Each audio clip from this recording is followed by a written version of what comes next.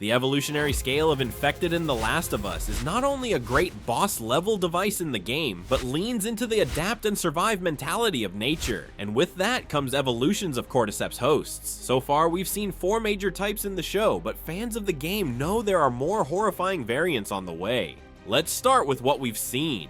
These are the first stage of infection and the most human looking. They're also the most common ones in the games. They're fast, aggressive, and still possess a vague awareness of their previous selves, making their erratic behavior even more disturbing. In the show, runners were the first infected we see as the Millers attempt to escape Austin.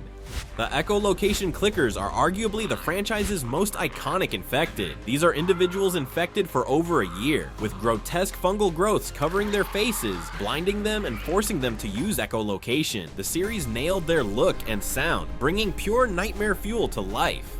Audiences were introduced to a bloater in Season 1 Episode 5, is where things get truly monstrous. Bloaters are the tank class of the infected, massive, covered in hardened fungal armor, and capable of ripping a man in half. They take years to develop, and their debut in the Kansas City battle left a serious impression. Now, Season 2 has already brought in a 4th variant for the first episode. Confirmed by showrunners Druckmann and Mazin, the creepy nightmare fuel Stalkers bridge the gap between runners and clickers. They're stealthy, hide in dark corners, and silently ambush their prey.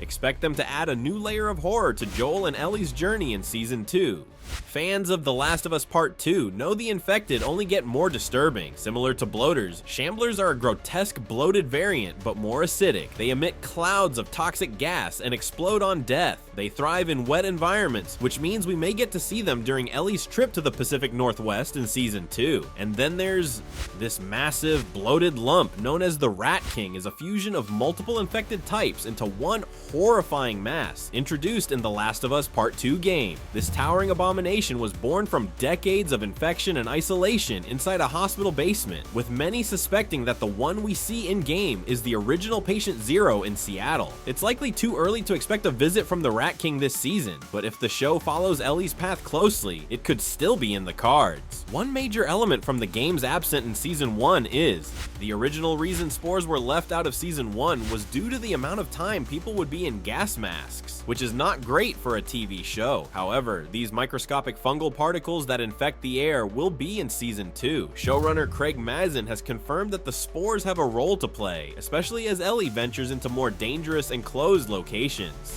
Which infected are you most excited or terrified to see in Season 2? Let us know in the comments. Thanks for watching ScreenRant.